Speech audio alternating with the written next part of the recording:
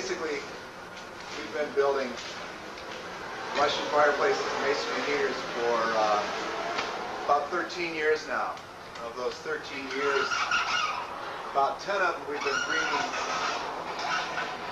dreaming about doing a modular kit. The reason we wanted to do a modular kit probably is partly being American. All the Germans that we worked with said, oh no, you've got to spend years training to build masonry heaters. You can't just go out and do them. And our feeling was that if masonry heat was ever going to become widespread in this country, that something would have to change. It would have to be a quicker way of doing it. And even in Europe, where there are a lot of trained masters, modular kits are very popular now. In fact, a lot of the modular kits are putting some of the masters out of business just because they can go together a lot quicker. They do work a lot better, and you don't have to get some of these cantankerous masters out to build a stove for you. I mean, these guys, they come into your house and say, I'll build you a stove. You move out for the next month, I'll build you a stove. Right. It doesn't work that way in this country, for sure.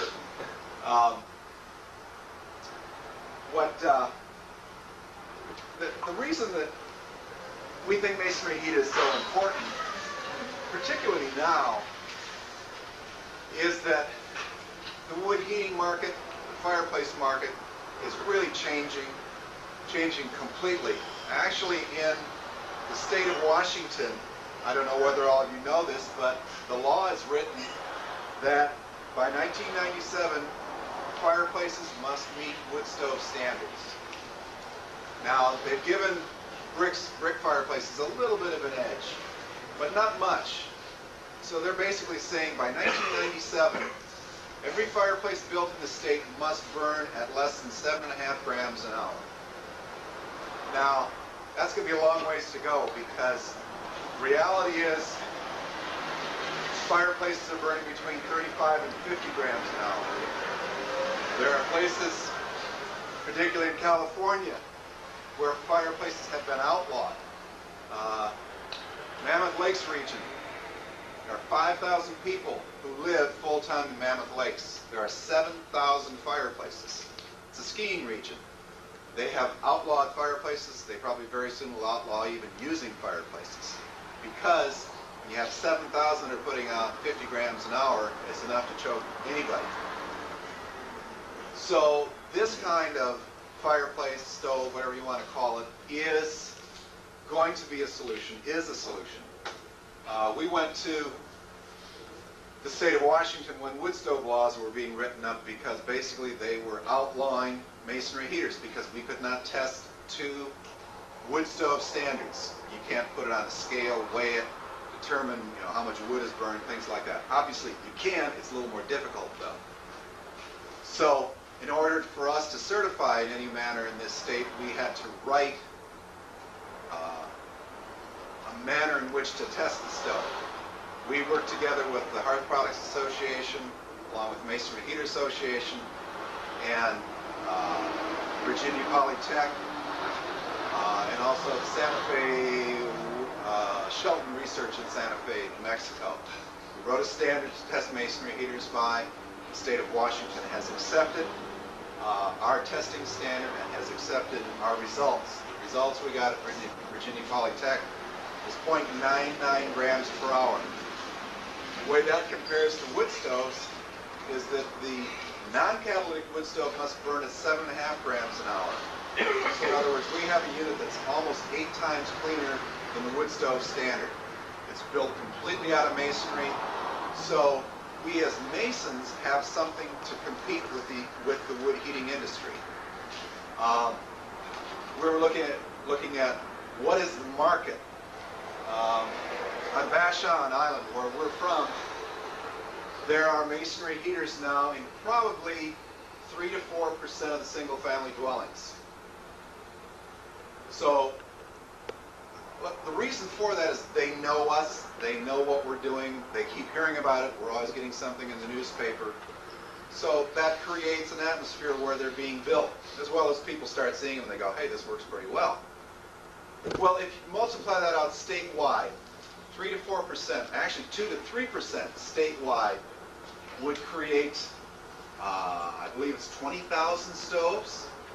With the number of masonry stove builders that there are in the state right now, it would probably only take us 80 years to produce those heaters. I think it can happen a lot faster. I think there's an incredible market not only in the state, I think a lot of you have probably seen it. I mean, our company has built nearly 400 heaters. Probably 300, 325 of those are within the state. There are 4 or 5 other fairly large companies doing 1 to 4 heaters a month. And yet there's still lots and lots of people who either haven't heard of it or just don't know anybody who builds a masonry heater.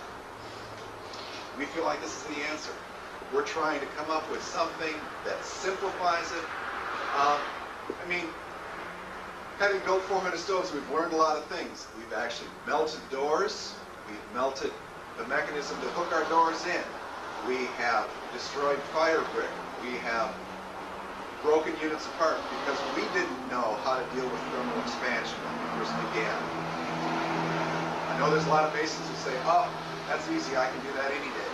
Until they go out and they build one, and the whole lid cracks off, or busts out the back wall, and they realize, hey, thermal expansion is something I don't understand. So we've tried to take into account all of those things that are difficult. That how do you deal with thermal expansion? We've got a way of dealing with thermal expansion with the unit. How do you deal with fire brick that can't handle the kind of temperatures that we have? How do you deal with having a door? How do you come up with the cleanout? How do you come up with the damper? We've got all those things that we're putting together in a package to try and demystify this whole concept.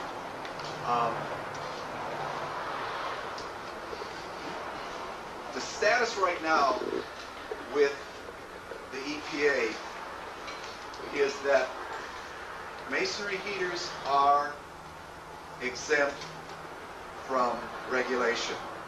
But within quite a number of states, that's not good enough. The state of Colorado, state of California, state of Washington, state of Oregon are all saying either in specific areas or within the whole state, you must be EPA certified. They don't care if you're exempt, you have got to be EPA certified. And so the first step that we've accomplished in that direction is that we requested that the EPA, now I can't think of my word, they came out and watched what we were doing. Actually, it was not EPA, but it was an auditing agency called Triangle Research Park Institute. They audited the results of our field testing. Our unit was field tested at 1.3 grams per hour. To give you an idea of what it means to go from the laboratory to the field, typically a lot of these stoves that are testing at 7.5 grams in the laboratory are going out in the field and testing at 10 to 15 grams per hour. But we went from 0.9 grams per hour to 1.3 grams per hour. And actually, the unit that we tested was almost twice the size of the one that we tested in the lab, heating a 3,000 square foot house. EPA has accepted us.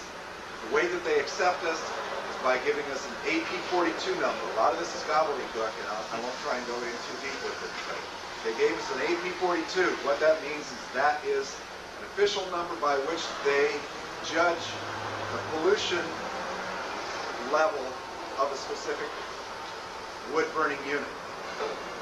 They have also placed us in what is called the backup, which is the best available control methods. That means in places such as Mammoth Lakes, where they say, we have got such a pollution problem, you must go with units that are listed in the backup.